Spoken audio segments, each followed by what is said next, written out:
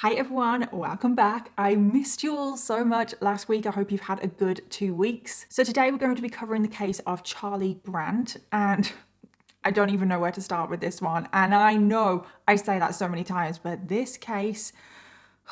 So to the outside world, Charlie Brandt lived a normal life. He had a really good job, he had a really good family, a good home, but that was not the reality because underneath the surface, Charlie had some very dark secrets. There was a very shocking incident that happened in Charlie's childhood, and he was keeping probably the biggest secret I think I've ever heard. All I'm gonna say is if you were gonna marry someone, you would want to know this secret. And then Charlie also had some very, very dark and creepy obsessions, like seriously so creepy, and one of those obsessions was his niece. And Charlie's dark side and all of his secrets and his obsessions, it just built and built until the tragic events of today's case happened. But still today, we actually don't know all of the details of exactly what Charlie Brandt was up to for his whole life. There is still speculation, there is still question marks over what more he could have done. And obviously that will all become more clear as we get through the case. So yeah,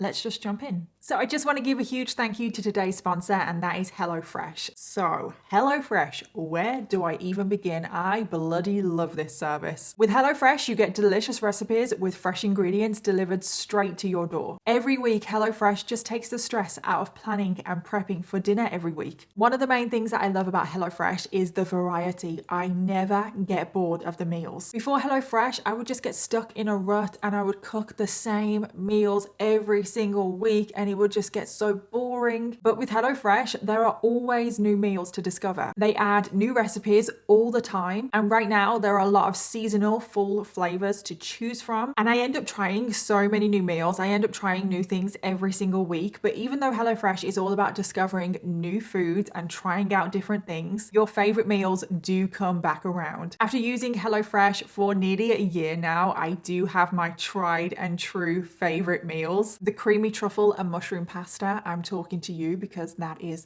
my #1 favorite meal from HelloFresh. And when the new menu comes up for you to choose your meals, I cannot even tell you how excited I get. Seriously, choosing my HelloFresh meals is one of my favorite parts of the week, okay? And somehow, I honestly don't know how they do it, but every single meal from HelloFresh tastes delicious. I'm just never disappointed in a HelloFresh meal. I really don't know how they do it. HelloFresh really does just take the stress out of meal times. They are so easy to cook. You get your little recipe card that has a step-by-step guide, which are so simple to follow. There are pictures as well. There is less prep, there is less cleanup, and an added bonus, there is also less food waste, making HelloFresh a sustainable option. And if you guys wanted to try out HelloFresh for yourself, go to hellofresh.com and use the code 65Danielle for 65% off plus free shipping. That's hellofresh.com and use the code 65Danielle for 65% off plus free shipping. Thank you again to HelloFresh for sponsoring today's video, but thank you to every single one of you watching right now, because truly without all of you guys, I wouldn't get opportunities like this. And now let's jump into today's case. Charlie Brandt was born on the 23rd of February 1957, making him a Pisces. He was born in Connecticut, but then later moved to Indiana when he was 11 years old. He lived with his parents, Herbert and Ilsa, and then his 3 sisters, Angela, who was older than him, and then his 2 younger sisters, who were Jessie and Melanie. Now, Charlie's childhood can definitely be described as disruptive. His dad, Herbert, worked as a laborer for a manufacturing company, and in his job, he had to move around a lot. And the family moved so many times. They went from Texas, Connecticut, Indiana, they even went to Florida. And then even within those states, they were still moving around. So Charlie had to relocate so many times, and he had to go to so many new schools. And this had a huge impact on Charlie because he never felt settled. Whenever he went to a new school, maybe started to kind of settle in, get familiar with the area, maybe make some friends, his family would have to move again. And Charlie has been described as a very shy, introverted introverted child, and he struggled to make friends anyway. So having to relocate and go to different schools all the time, it made it so much harder for him to come out of his shell. And because he was always the new kid in school, he was an easy target for bullies. But on top of that, Charlie obviously was suffering at school, but he also didn't have it that easy at home either. And this was because his relationship with his father was a bit strained. Now, Charlie's dad, Herbert, thought that Charlie was too much of a sissy boy, that he wasn't manly enough. And Herbert wanted to make his son more manly, so he would take him on hunting trips, teach him how to do, quote, manly things, which whatever that is. And he would also scold Charlie whenever Charlie showed any emotion. Charlie was never allowed to show emotion because that was weakness. That was too girly. He was never allowed to cry. And remember that. But Charlie did have one comfort in life, and that was the family dog. The dog was a beagle, and I don't know the name of the dog, I'm sorry. This dog was Charlie's best friend, and I feel like we can all relate to that. All of us pet owners, we can relate to that. Like, our dog is our best friend. They are a part of our family. And Charlie loved spending time with his dog. They were inseparable when he was at home. However, Charlie's dad had a problem with this. Of course he did. Because Herbert didn't like how attached his son was getting to this dog. I just don't understand, like, what is the big deal? But Herbert thought, I don't like this. You're becoming too emotionally dependent on this dog. That is not manly.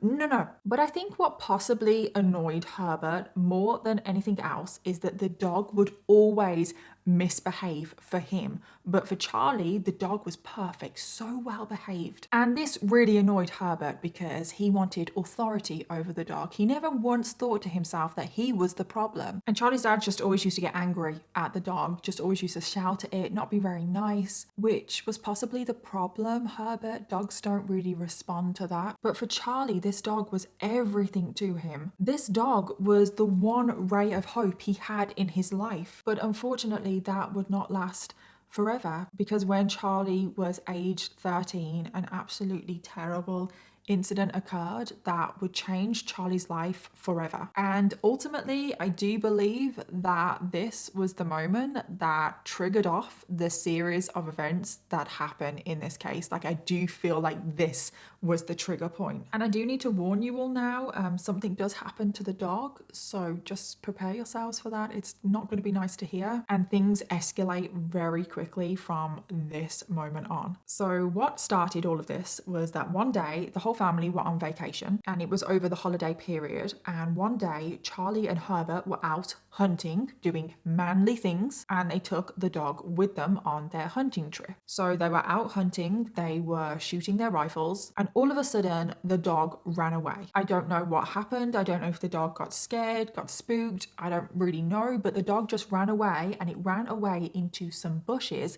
and it wouldn't come out. So because the dog wouldn't come out of the bushes, Herbert was getting really, really angry. So he pulled out his rifle, pointed it at the bushes that the dog was hiding in, and just started shooting. Herbert's version of events is that he only started to shoot into the bushes to scare the dog into coming out of the bushes. Herbert claims he never intended to hit the dog, but tragically, he did. The dog was hit by one of the bullets that he fired and very sadly died. Charlie had just witnessed his dad shoot his dog. He was absolutely heartbroken and he wanted to cry, but he wasn't allowed. He had to keep that emotion in. He didn't want to look like a, quote, sissy kid in front of his dad. And the family left vacation a couple of days later, and the dog was no longer with them. Now, Charlie's versions of events are slightly different. He believes that his dad shot his dog on purpose. Charlie claims that his dad wanted to teach him a lesson. You shouldn't get too emotionally attached to a dog, which is disgusting. It's awful. I have no words for that. But we obviously don't know which version of events is actually true. Is Herbert's true? Is Charlie's true? But if we just pretend for a second that Herbert's version of events is the true story, why the hell would you shoot bullets into a bush to try and scare a dog out. The dog is clearly hiding in the bushes because it's already scared. That is not the way to get a dog out of a bush. So the whole family now is back at home. They have returned from vacation and it is the first week of school. Now Charlie, it is thought, because we obviously don't know, but in that first week back, we can assume that Charlie was having some pretty dark and disturbing thoughts. And we're assuming this because of what he goes on to do next. Because if you thought that the whole dog incident was the shocking incident that I was talking about in the intro, well, you would be wrong. On the night of the 3rd of January 1971, this was just 1 week after Charlie lost his dog, Charlie was sat at home at the kitchen table just doing his homework. The rest of the family were also inside the house. His parents were upstairs in the bathroom. His mom, Ilsa, was taking a bath and his dad, Herbert, was shaving at the sink. I also just want to point out here that Ilsa, his mom, is currently pregnant. She's currently 8 months pregnant. Charlie's sister, Angela, was also in the house. She was in her bedroom reading, and then his 2 younger sisters, they were only 3 and 2 years old at this point, and they were already in bed asleep. So that is where everyone is right now. So currently Charlie is at the kitchen table doing his homework, but he wasn't doing his homework. He was actually forming a very disturbing plan, because all of a sudden he got up from the table and he walked up to his parents' bedroom and retrieved a gun from his father's nightstand. Charlie then heads to the bathroom where both of his parents currently are. Charlie then looked at his parents, and before anyone could do anything, Charlie just started shooting at his dad. He fired 3 shots at his dad and his dad instantly collapsed. His mom started screaming and shouting. She was shouting things like, "No, Charlie, no." She also started screaming for her eldest daughter, Angela, to call the police. But tragically, Charlie was not only just going after his dad, he was also going after his whole family. So Charlie then turned the gun to his mom. He pulled the trigger and fired 2 shots into her stomach. One of these bullets tragically ended up hitting the 8-month-old unborn child. And then Charlie's mom also collapsed in the bathtub. But like I said, Charlie was not just going after his dad or maybe even his mom. He was going after his whole family, because Angela was in the next room. She was in her bedroom and she was reading, and she heard this whole thing go off. She heard the shots. She heard her mom screaming and shouting. She heard her mom tell her, "Call the police." Angela didn't have a clue what was going on, and I can guarantee you she did not think that it was her brother that was firing those shots. She was absolutely terrified. She jumped up off her bed and ran to the doorway, but Charlie was stood there. Charlie had left the bathroom and he had now walked into Angela's bedroom, and he was still holding a gun. He then raised the gun and aimed it at Angela's head, and he pulled the trigger. Angela prepared herself for the worst. She thought that she was going to die. She already thought that her parents were dead next door, but thankfully the gun didn't fire. Charlie had run out of bullets. But it still wasn't over, because as soon as Charlie realized that he was out of bullets, he dropped the gun and launched himself at his sister and started to strangle her. But Angela fought back and she kicked and screamed, and she was pleading with him. She was pleading for her life. She was telling him, "Charlie, I love you. I love you. I'm your sister." And in this moment, as he was strangling her, she looked into his eyes, and who she saw was not her brother. She has said that it was like he was possessed. It was like he was in a trance. His eyes were like glazed over. That was not her brother. And as soon as Angela started saying, "I love you, Charlie, I love you," that almost seemed to wake him up, and his eyes refocused, and Charlie almost woke up from the trance, and he immediately said, "What am I doing?" Now Angela was like, "What do you mean? What are you doing? You've shot our parents." Now Angela is absolutely terrified of Charlie. She thinks that he has murdered both of their parents and now he wants to murder her. She wants to get as far away from him as physically possible, but she knows that she has to play this right. She knows that Charlie is very capable of murdering her. So she decided to take advantage of Charlie's confused state, and she started to say to Charlie, "It's okay. It's okay. Everything is going to be okay. Everything is fine. We'll run away together. We'll always be together. I'll never leave you." She told Charlie to pack up some things because they were leaving. They were going to run away together. And Charlie agreed. So he went to pack up some things, and as soon as he was out the way, Angela bolted for that door and she ran to a neighbor's house. Finally, she had managed to escape. She was in hysterics at this neighbor's house. She was saying, "My brother has shot my parents. My brother has shot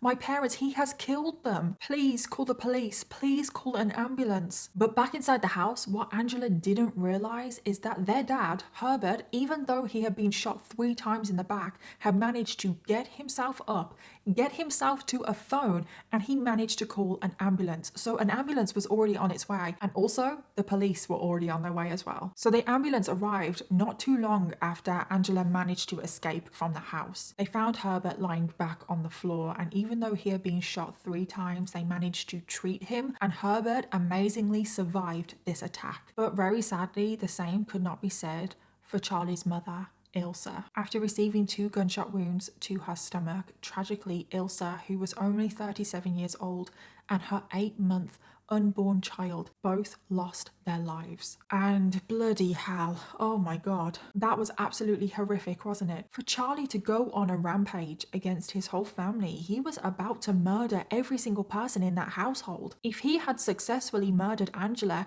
I guarantee you he would have then turned the gun on his 2 younger sisters as well. And I think we can all understand where Charlie's anger may have come from. I mean, his dad literally murdered his dog in front of him, but to retaliate the way that he has is not okay. And I'm not saying that his dad deserved to be shot. I'm really not saying that. But what did his mom ever do to him? What did his sister ever do to him? But anyway, back to Charlie. He is currently in the house and he's packing up a few of his things because he thinks that he's running away with Angela. But then he realizes that Angela has fled the house, and he realizes that she has gone to a neighbor's house to call for help, and he felt completely devastated and betrayed by Angela. And this is definitely something to note because this is another trigger for Charlie. But fortunately, in that moment, Charlie just seemed to give up, and as soon as the police arrived, he gave himself in. And he seemed to be remorseful and felt sorry for what he did, but also confused. He didn't understand why he had done what he had done. Charlie was arrested for what he had done and he was interviewed, and the police just couldn't find out a motive for why Charlie had done what he had done. Charlie was not giving any reason. I mean, obviously we're going to assume that he acted out of anger and wanted to get revenge on his dad because of the dog situation, but Charlie didn't actually mention that to the police at the time. He just kept saying very vague and very weird statements. He kept saying things like, "I was programmed to kill my family. I loved them and I didn't want to, but I was programmed to kill them," which is not normal. That it's like, what the hell? Charlie was examined by 2 psychiatrists because obviously he's only 13 and he's just murdered his mom, and the things that he was saying as well. But the 2 experts determined that Charlie had no mental illness. He had no mental health problems at all. And the 2 experts determined that he had acted on irresistible impulse and that he had a moral defect, not a mental one. And no motive has ever been found for why Charlie turned on his family that night. And I've got to just take a moment here to say, what the actual hell? Charlie has taken a gun, killed his mom and his unborn sibling, tried to kill his dad, tried to kill his sister, and he doesn't have any mental health problems. I just don't buy that. And following this analysis, authorities actually didn't know what to do with Charlie because he was only 13 at the time, and they couldn't charge him with murder because in the state of Indiana, 13 is too young to be charged with murder. I don't know if it's like that still today, but at least back then he couldn't be charged with murder. But following this, a grand jury did decide that he should receive psychiatric treatment because clearly there is something going on there. And the grand jury also explicitly stated that they believed that there was a significant risk to Charlie and that he could pose a danger to the public at some point later on down the line, which is an understatement. Let's just say that. So Charlie went to this hospital and he received treatment. We can assume, because we actually don't know what treatment he received. His medical records are sealed, so we don't know, but he did go to hospital. So I think it's safe to assume that he did receive some kind of treatment. So after receiving treatment at this hospital for 1 year,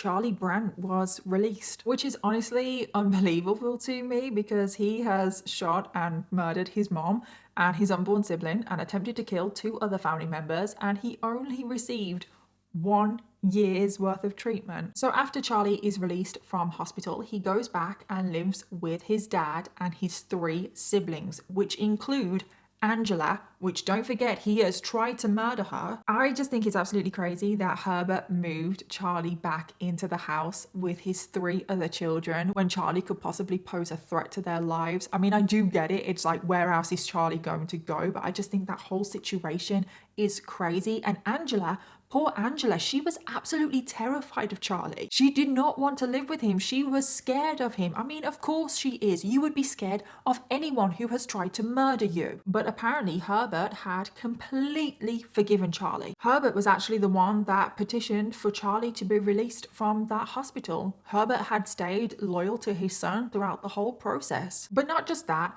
Herbert never spoke to Charlie or anyone, which includes his 3 other children. He never spoke to anyone about the shooting. So when Charlie was released, he never said, "Oh, hi Charlie, what the hell happened there? Maybe we should talk about it. Why did you want to kill me? Why did you kill your mom?" Herbert never had any of those conversations. He never tried to get to the bottom of what happened, maybe help his son, maybe prevent it from happening again. But he also never talked to Angela about what happened, and Angela is absolutely traumatized by the events of that night. And Herbert never said to Angela, "It will be okay. I won't let it happen again. I will keep an eye on him." None of that. But not just that.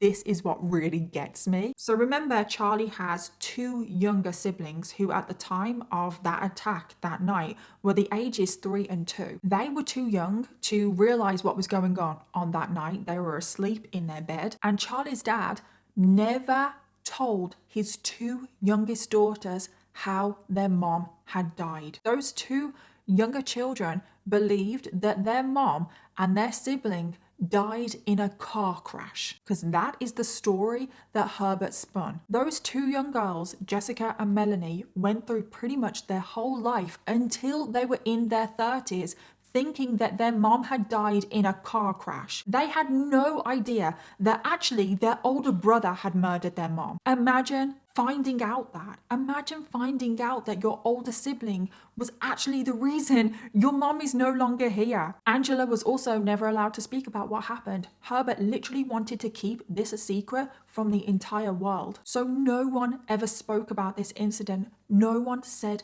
a word. And if that is not the literal definition of sweeping something under the rug, I don't know what is. I mean, all families, at least most families, have a few family secrets.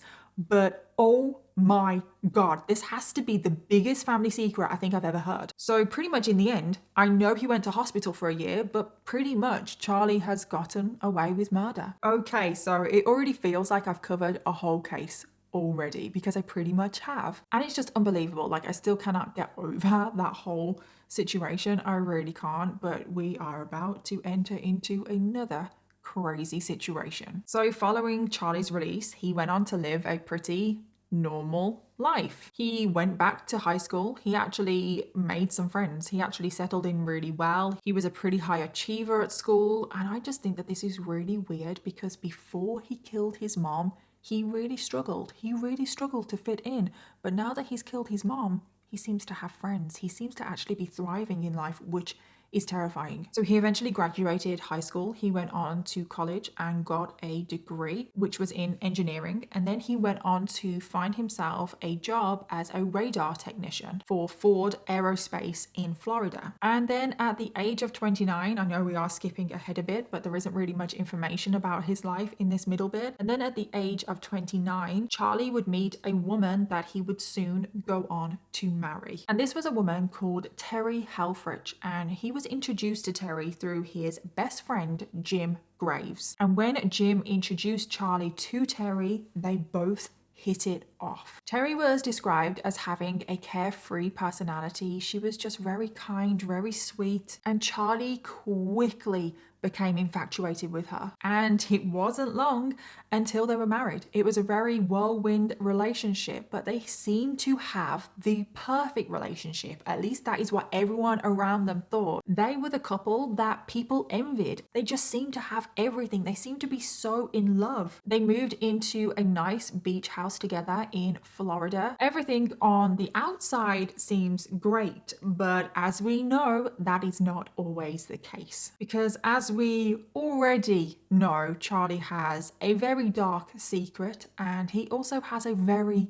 dark, disturbing side as well. There were definitely a few warning signs, let's just say, that would emerge about Charlie. And this is where we need to talk about Charlie's best friend, Jim Graves, because oh my god. Now, I'm not blaming Jim for anything here. I just want to stress that this is not his fault or anything like that, but there were definitely a few significant red flags that Jim knew about and definitely should have known about, and let's just say Jim didn't exactly do much about them. So it turns out that Jim was actually the ex-husband of Angela. Angela, the very sister that Charlie had tried to murder. So given that Jim was married to Angela, Jim actually knew about Charlie's past, about what he had done. So Jim knew that Charlie was a murderer, but he didn't seem to mind. He was still best friends with him even after he had separated from Angela. And this is where the first big red flag crops up. So after Jim had separated from Angela, he was venting to Charlie about their relationship, and he was saying, "Your sister Angela, she broke my heart." He was just venting to his friend about his relationship. But Charlie's response was not normal, not the normal response. Charlie said to Jim, "Well, you know how to get back at a woman, don't you? You should kill her, cut out her heart, and eat it." Now, what would you do if someone said that to you? What would you do? Well, Jim didn't do anything. He just thought that Charlie was joking. And I just feel like maybe he should have taken him seriously, because you should definitely all remember this heart thing, this cutting out the heart. You should all remember that. And I also just want to point out that Jim is venting about his ex-wife, who is Angela, who Charlie has tried to murder. And then Charlie jokes about, "Oh, you should cut out her heart and eat it." Now, me personally, I feel like anyone saying that is a red flag. But if someone is saying that about someone that they've already tried to murder, huge red flag. But Jim didn't seem to think that. Also, we have to remember that Jim was the one that introduced Charlie and Terry to one another. Why the hell would Jim introduce Charlie to anyone? Like, why would he do that? He knows about his past. And Charlie had gotten married to Terry without ever telling her about his past. Charlie never told Terry that he was a murderer. Now, I feel like I can safely speak on behalf of everyone, really, and say that that is something that you would want to know about someone before marrying them. Terry got married to Charlie, and she just didn't have a clue what he was like, what he was capable of, what his past was. She had no idea that her husband had actually murdered his own mother. Now, Jim has come out and said that he did try to convince Charlie to tell Terry, but I want to put emphasis on the word try, because I feel like he may have a different definition to what that word means. I mean, obviously it's not his complete responsibility, I do know that, and I am not putting the blame on Jim, but let's just say he didn't exactly try hard enough to make sure that Terry, who was his friend beforehand, he was the one that chose to introduce Terry to Charlie. He didn't try hard enough to make sure that Terry knew exactly who she was getting involved with. But that is not the biggest red flag.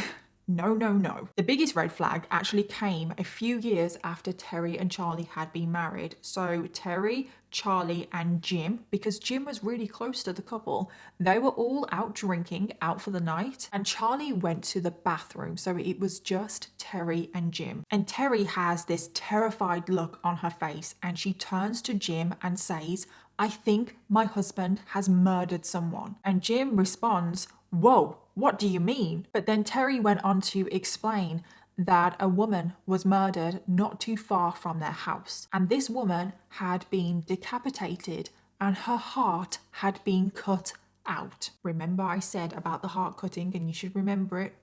Yep. And on that very evening of the murder, Charlie was nowhere to be found. He wasn't at home and he didn't come home all evening. And when he eventually did come home, he was covered in blood. Terry obviously confronted Charlie about being covered in blood. She was like, what the hell is all of this? And Charlie just went, oh, I've been out fishing. I caught some fish and I cut them up. And Terry was thinking to herself, that does not look like fish blood. Now, Charlie was a pretty avid fisher, so this story could be plausible, but Charlie had claimed that he had caught some fish and he had cut them up, but then he returned home with no fish. So naturally, Terry was very suspicious, and I don't blame her. So when Terry is explaining all of this to Jim, alarm bells should have been going off in Jim's mind, because he knows that Charlie is already a murderer. But not only that, Jim also knows that Charlie, once upon a time, joked about cutting out a woman's heart and eating it. Jim should have said right there and then to Terry, you might be right, or at least something to that effect. But instead, he said to Terry, oh, don't worry about it. It's probably all a misunderstanding. Charlie wouldn't do that. And Jim also didn't think to possibly clarify with Terry that she knew Charlie's deep, dark secret about him murdering his mom.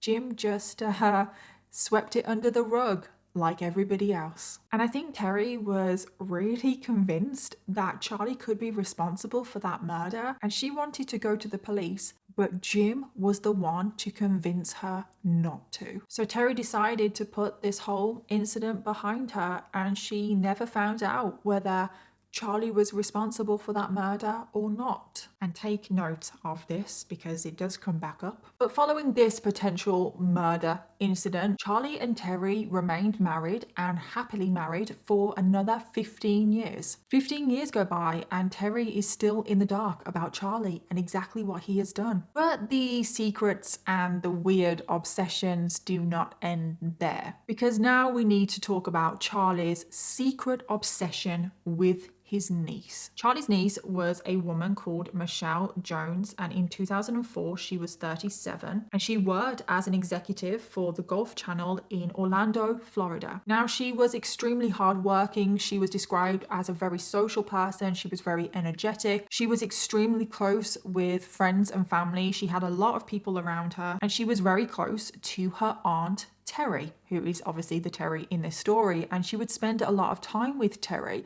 which meant that she also spent a lot of time around Charlie. But what Michelle didn't know is that Charlie had a huge, weird, secret obsession with her. And whenever Charlie was around Michelle, he wouldn't actually speak too much, but he would always just be there, lurking in the corner, in the shadows. He would watch her. But on top of all of that, Charlie had a very, very creepy nickname for Michelle, and that was Victoria's Secret. Charlie would call Michelle Victoria's Secret because Michelle wore Victoria's Secret underwear. And I don't even want to know why the hell or how Charlie knows what brand of underwear Michelle wears. But Charlie didn't just use this nickname in private. Oh, no. He would call Michelle Victoria's Secret around friends, around family. I actually don't know if he used to call Michelle Victoria's Secret to her face, but I do know that he used to use that nickname around a lot of people, and no one seemed to find this weird. But Charlie would talk about Michelle all the time, and he is literally the definition of a creep. But we possibly haven't even gotten to the really creepy stuff yet, which we're about to, which I'm already feeling really weird about because it's disgusting. But another obsession of Charlie's was human anatomy. Throughout Charlie's bedroom, there were posters, textbooks, journals, all on human anatomy. And I'm talking like really detailed, graphic stuff, the kind of stuff that you possibly only would need if you were a medical student or something like that, or a doctor. There were also newspaper clippings, many newspaper clippings of human hearts. And then on the back of the bedroom door, remember that this bedroom belongs to both Charlie and Terry, so on the back of his bedroom door was this huge poster of the female anatomy. It was one of those medical posters that kind of shows you half skeleton, half muscles, and all the different body parts and stuff like that. Sorry, I'm not very scientifically minded, so I don't know the proper term of it, but I'm sure you all know the kind of posters that I am talking about, the kind of posters that were on the wall in the science rooms at school. And having a poster like that is not exactly normal decoration for a bedroom, other than possibly a medical student. But I actually found this poster really weird, because I have seen a few of those posters like when I was in school, but this one was just really creepy, because the woman that was on this poster, she had hair and a hairstyle. Her hair was up in like a messy bun. And I have never in my life, not that I've seen many of these posters, but I have never seen one of these medical posters where the human on the poster has hair and a hairstyle. Is that normal? This woman has a messy bun. She has like a fringe thing going on. This doesn't seem like a normal poster to me. I don't know, I just found that really unusual, and also I felt like that made it creepier. And there is just no logical explanation as to why Charlie is so obsessed with human anatomy. But out of everything that I have just said, what I am about to say is the most creepy and disturbing, because Charlie would regularly view necrophilia content online. Yeah, that just hits you out of nowhere, doesn't it? Charlie would regularly Google erotic horror, drop dead gorgeous, and death fetish erotica. And after searching for these terms, he would quite often end up on questionable websites where there was graphic, violent, death, porn, that kind of thing. And in these videos, it would show women that were pretending to be dead. And I think we all know what was going on in those videos, or pretending like they were being attacked or they were injured in some kind of way. And that is what Charlie used to get off on. Charlie would also regularly look at autopsy photos online as well. He was just really obsessed with death and the human body. Another very weird, creepy, disturbing obsession of Charlie's is that he had a huge collection of Victoria's Secret catalogues. They were all addressed to him. He had so many. And when you think about the nickname that he gave his niece, oh, this is just so creepy. So I feel like saying that Charlie has a few red flags is an understatement. And it's hard to know how much Terry actually knew about all of this. I mean, obviously she must have known about his obsession with human anatomy, because she shared a bedroom with him. She saw that poster every single day on the back of the door. She must have seen all of the textbooks and the journals in their bedroom. She must have. But what else did she know? Did she know about his creepy obsession with her niece? She obviously was suspicious about that murder, and I just feel like there must have been more that Terry knew, because why would you automatically suspect your husband of murder if there are not already red flags that you have seen? Now, Terry actually did keep a diary. Now, it wasn't the most detailed. It wasn't like pages of entries for every single day. There were just like a few notes for each day. But there are some diary entries where she would write things like, weird day. Charlie didn't come home today. Charlie was out for this many hours. So it's hard for us to know exactly what Terry knew. But according to Terry's close family, Terry didn't know anything, because Terry was the kind of person that wasn't very good at keeping a secret. She would tell her close family and friends everything. So if she had known about any of these red flags of Charlie's, she would have told someone. But unfortunately, Terry does get dragged into this mess in the most tragic way, because all of these dark obsessions that Charlie has, they build up in his mind, so much so that he would go on to commit an absolutely horrific act. So on the 2nd of September 2004, there was a huge storm heading for Florida. It was actually Hurricane Ivan, and this prompted an evacuation of the Florida Keys, which is the area that Charlie and Terry lived in. Michelle also lived in Florida. She obviously lives in Orlando, and when she heard that the area that her aunt and uncle live in was being evacuated. She was really worried about them, and she phoned up her Aunt Terry and she said, why don't you and Charlie come and stay with me for a while? Come and stay with me until the storm passes. But Michelle, unfortunately, she didn't realize the kind of man Charlie was and that he had a huge obsession with her. So Terry and Charlie go and stay with Michelle. Now, in the beginning, it's all great. They're having a really good time cooking dinner together, having drinks, spending time together. And then it was the 13th of September 2004. This is almost 2 weeks after the hurricane hit. Now, the hurricane has passed now. It is okay to go home. And Terry really wants to go home. There is no reason for them not to go home. But Charlie was having none of this. He wanted to stay, and he wanted to stay for one more night. And he didn't actually give a reason why he wanted to stay for one more night. But it turns out that he did have a reason why he wanted to stay another night. He just didn't tell Michelle or Terry that reason, because Charlie was formulating a very dark and disturbing plan. So on the evening of the 13th of September, everyone was settling down for the evening. So Terry was in the living room. She was just lounging on the sofa, and Michelle was in her bedroom. And it was at this point that Charlie went into the kitchen, retrieved some knives, and launched his brutal attack. Now, the exact events of what happened on that night are unknown, but it is thought that Charlie first turned to his wife Terry, who was still on the sofa when Charlie approached her. Charlie crouched over her body, and before Terry could even register what was happening, Charlie launched his attack on Terry, and he stabbed her in quick succession 7 times, and Terry lost her life instantly. But Charlie was not finished there. After he had murdered his wife Terry, he now turned his attention to his niece Michelle, the woman he'd had a dark obsession over for the longest time. And at this point, he now made his way to the master bedroom. Again, the exact events are not known. It's not known whether any dialogue was exchanged between Michelle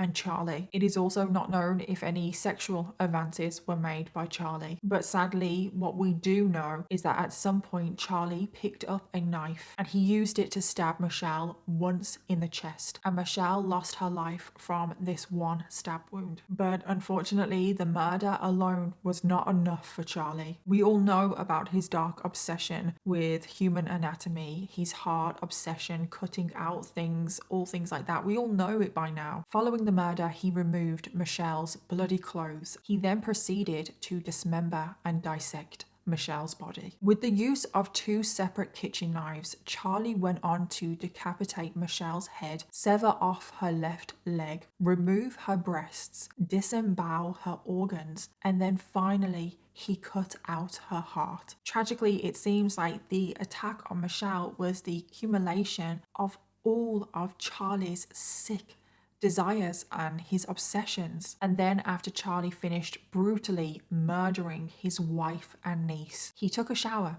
He cleaned himself off. He then made his way to the garage and he tied a noose from the rafters and he hung himself. And I don't have any words. It's like, what the actual hell? This attack on Terry and Michelle seems to have come from nowhere. And just to think about the final moments of both Terry and Michelle, to see who it was attacking them. And it's just crazy. It really is just crazy how it escalated. Like, what the hell? I mean, I think it's safe to say that Charlie's main target was always Michelle. I think that's very clear on how he murdered Michelle in comparison to how he murdered Terry. So the next day, on September 14th, 2004, friends and family were becoming concerned about Michelle because Michelle was the kind of person that she was always in contact with other people. So when her friends and family didn't hear from her, they were concerned. So a concerned friend went over to Michelle's house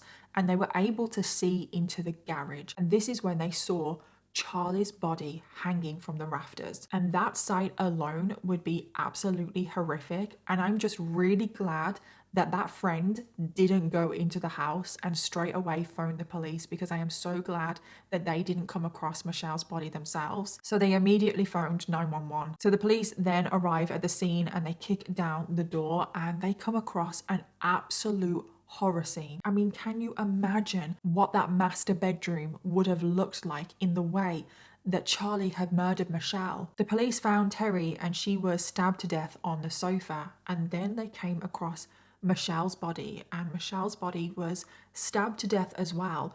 But then they also found Michelle's head just there next to her body. They obviously also found Charlie's body, and the police were left scratching their heads. They were thinking, what the hell happened here? They obviously figured out straight away that it was Charlie that carried out the murders, but they were just thinking to themselves, why? Like, why did he murder these two women? On initial investigation, what they could find out about Charlie is that he was in a happy, loving relationship with Terry, and he was just a happy, normal guy. So of course, the police head down to Charlie and Terry's home, which is still boarded up from the hurricane. Inside the house, they start to discover Charlie's dark secrets and obsessions. They come across the anatomy poster on the back of the door. They come across the surgical books, the newspaper cutouts of the hearts, the huge collection of Victoria's Secret catalogues. They also managed to figure out that Charlie had a huge obsession with his niece. And as soon as they find out that he has this huge obsession with his niece, the police think, right, that is the motive. But the revelations don't stop there, because during the investigation, Angela, Charlie's sister, came forward. Now, we all know the shocking story that Angela has to share, and she wanted to tell the investigators straight away. Angela had carried the secret of what Charlie had done her whole life. And now Angela comes forward and tells the police that Charlie had murdered her mother and tried to kill her father and herself. And it was at this moment, over 30 years after it happened, that Charlie's two younger sisters, Jessica and Melanie, finally found out that their mother had not died in a car crash. She was actually murdered by their brother. And these revelations were also earth-shattering to Michelle and Terry's family. They were furious that they didn't know who Charlie was, that they didn't know about his past. They were also furious that someone can just murder someone. I know he was 13, but they were furious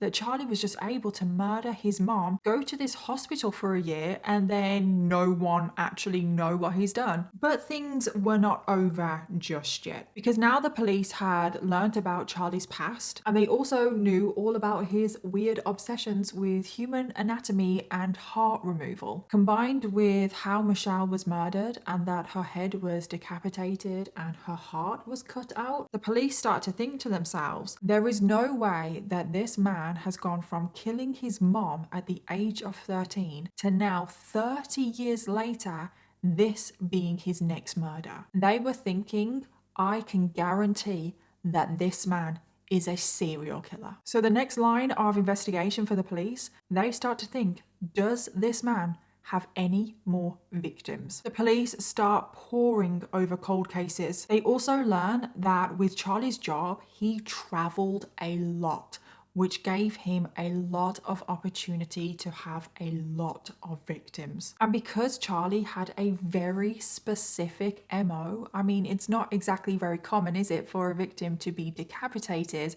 and then their heart cut out? So when the police are looking into all of these cold cases, they have his MO. And unbelievably, I actually cannot believe I'm saying this, but 26 murders could be linked to Charlie Brandt. Yes, 26. He has a very specific MO, which means those 26 victims were killed in a very similar, if not the exact way. And the first of these cases was none other than that suspected murder back in 1989 when Charlie had returned home from fishing and was covered in blood. Well, it turns out that that was not the blood of fish. This murder was of a woman called Sherry Parisho, and she was murdered the exact night that Charlie didn't return home, and it was also the exact night that he had come home covered in blood. Sherry was found decapitated and her heart was cut out,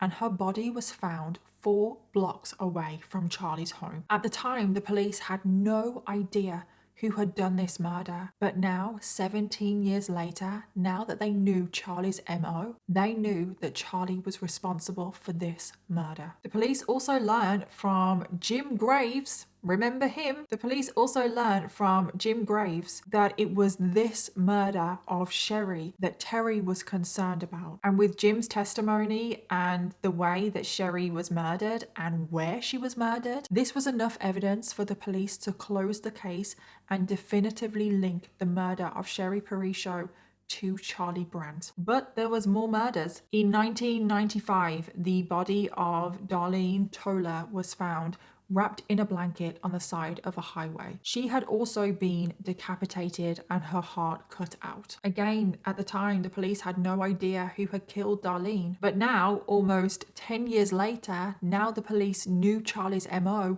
they reopened the case. Now, Charlie kept meticulous records. He was a very organized guy, which is probably how he was able to get away with these murders. But he kept meticulous records of all of the mileage that he did in his car. And on the day that Darlene was murdered, Charlie had made an entry into his log that he kept, and he had done the exact amount of miles from his house to where Darlene was found. But not only that, a dog hair was found wrapped in the blanket that Darlene was found in. And amazingly, after searching Charlie Brandt's truck 10 years after the murder, dog hair was also found in his truck. And through DNA analysis, the dog hair found in Charlie Brandt's truck was an exact match to the dog hair found on the blanket that Darlene's body was wrapped in. Again, definitively linking another murder to Charlie. So at this point, it is 100% confirmed that Charlie Brandt is a serial killer. I mean, he has obviously murdered his mom. It has now been discovered that he has murdered 2 more women. And then we also know that he murdered his wife and his niece. But unfortunately, even though Charlie has been linked to many more murders in those other cold cases,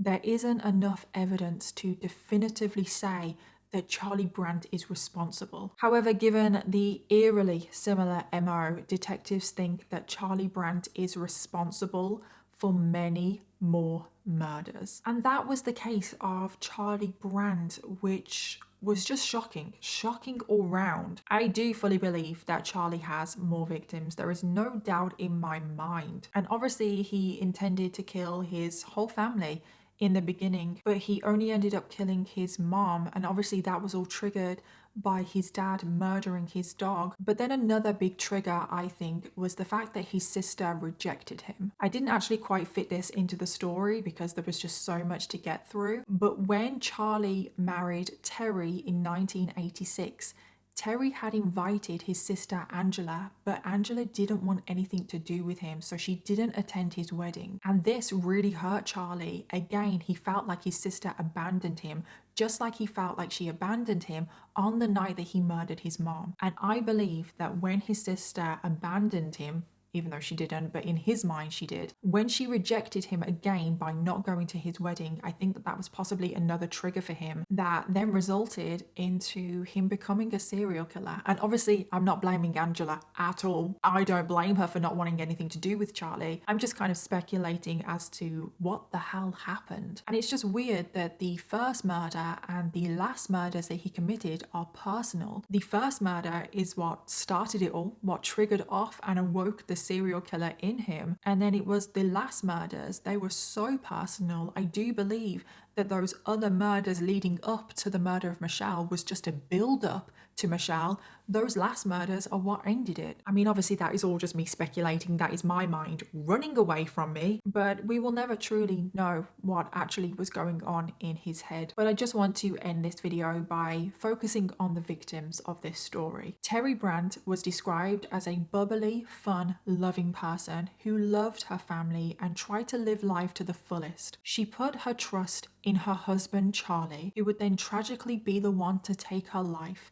She was only 46 years old. Michelle Jones was described by her parents as a loving, caring person with a heart of gold. She loved spending time with friends and family. She loved her work and those she worked with. She loved the beach, the Florida Gators, and many other things. Michelle basically loved life, and she was only 37 years old. And then of course we have Charlie's own mom, Ilsa Brandt, and her life was taken away from her by her own son. And then the two other victims, Sherry Parisho and Darlene Toller, who unfortunately we don't have any information about them. And it's just really sad to think about how many potential victims there are in this case. And also Angela, I feel like we have to mention Angela. Even though she wasn't murdered by Charlie, she is still a victim of him. She spent her whole life terrified of him. And then finally, after the brutal murders of Terry and Michelle, Michelle's mom and dad petitioned for a new law to be passed called Michelle Lynn's Law, which has the aim of unsealing juvenile records for those that have committed serious crime, so that someone like Charlie would not be able to keep their murders